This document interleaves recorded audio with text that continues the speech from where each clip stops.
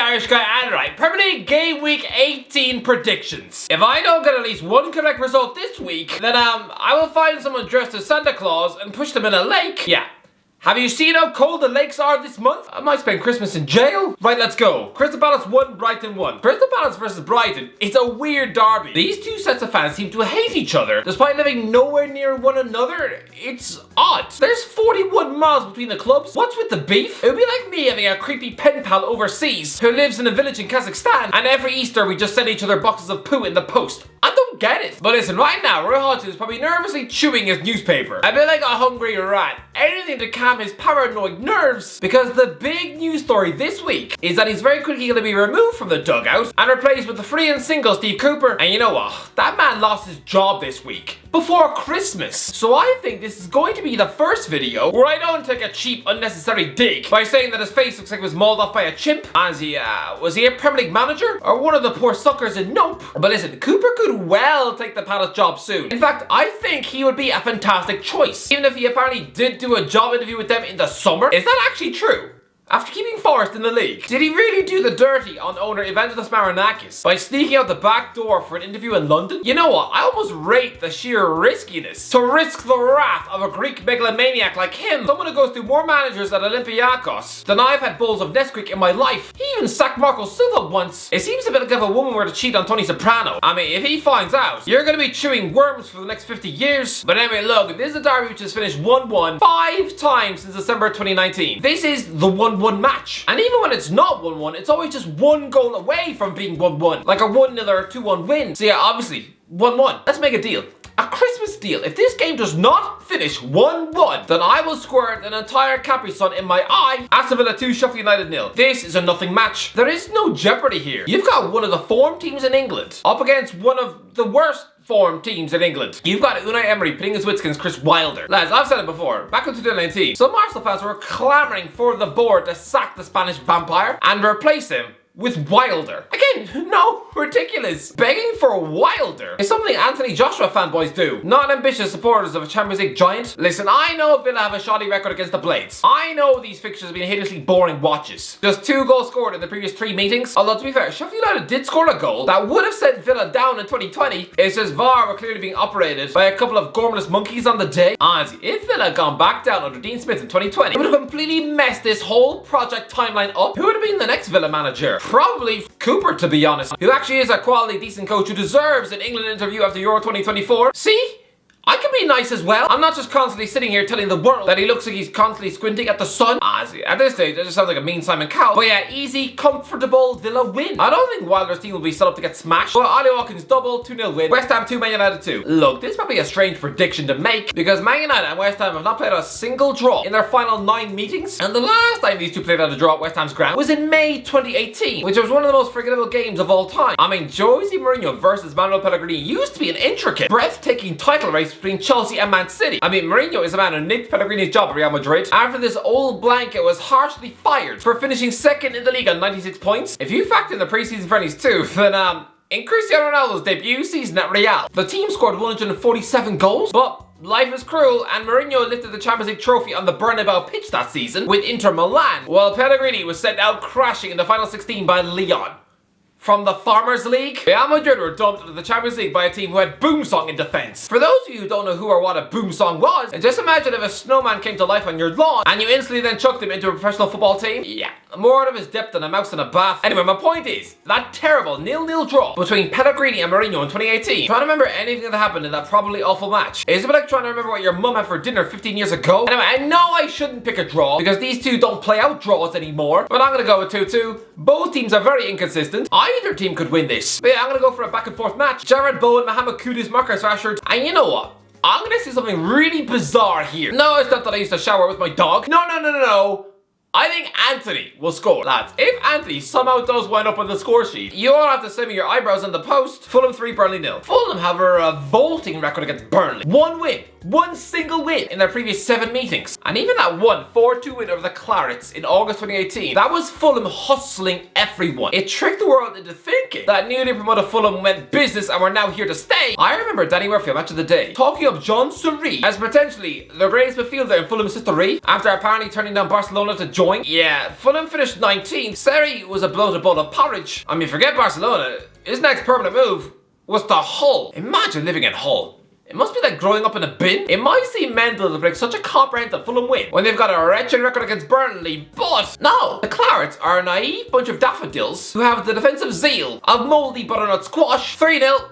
Fulham will eat them for breakfast. Marcus Silva will rip Vincent Kompany apart as if he's attacking a snowman with a fork. Luton 1, Newcastle 4. Look, the smart money should say that Newcastle are absolutely exhausted and so travelling to an energetic hobbit hole of a ground in Luton with the squad utterly drained by devastating cup exits in the Champions League and the League Cup. All of that is emotionally draining. I mean, Christ, about Kieran Trippier is at the month from hell. He looks like he's playing every match just moments after seeing his puppy flattened by a train. I hope Trippier is okay because honestly, he looks more miserable than me after being told I have to eat my Christmas turkey while sitting on the toilet as there's no more room for me at the table. You know, the extra chairs for my mum's handbag. I'm sorry, but I just see Newcastle's quality blowing Luton into next week. I think Luton are going to be destroyed. A comprehensive 4-1 Newcastle win. They'll let the handbrake off and score plenty of goals. Callum Wilson, Mickey Almiron with 2, and finally Tino Livramento with his first goal for the club. With Shinusio Benny scoring a consolation for Luton. Honestly, 4-1. Nottingham Forest 2, Bournemouth 2. Look, this is interesting because Sheffield United, with them, I did not expect a new manager bounce, with mouldy old Chris Wilder already back at the club, but was Nottingham Forest. Oh, I do expect one. People are moaning because Nuno Espirito Santo has been given the Forest gig. That it's such a boring, uninspiring choice. He's a Tottenham failure who just flopped in the Saudi Pro League. Clearly he's a useless burned out sludge puppet of a coach. What? Why?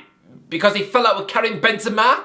Someone with an ego bigger than a house? Lads, the short memories are hilarious. The guy's not even 50 yet. And you think he's over the hill? This is a man who took the Wolves job in the Championship. And he got them to finish 7th in the Premier League twice. If it weren't for a weird global pandemic, which chopped all the European knockout ties into one strange one-legged game played on the coast of Portugal with no fans in the ground, if Wolves had had a proper, focused crack at the Europa League in normal circumstances with supporters in the crowd, they could have reached the final in 2020. The team was that good. Santo is not the flavour of the month right now, no. People just look at him as if he's an evil Santa Claus. Someone who probably sneaks around donkey sanctuaries, poisoning reindeers, whilst keeping helpless elves chained to his bath. In reality, they're just children he bought off the internet. But back in the summer of 2021, he was being offered job interviews at Everton, Crystal Palace and Tottenham. Even Chelsea had been sniffing around him for a couple of years when trying to replace Sarri and then Lampard. In 2018, he even had to laugh off rumours that he was about to nick his old boss Jose Mourinho's job at Old Trafford. He was also earmarked as a replacement for Unai Emery at Arsenal. So you don't tell me he's not up to the task of replacing a bloke who looks like he's been smacked in the face with a tennis racket. He will get Forest defensively organised. He even now has a couple of players he used to work with at Wolves, including midfield starlet Morgan Gibbs-White, who he actually bled into the first team at 18. I think Forest will have a reaction. Here's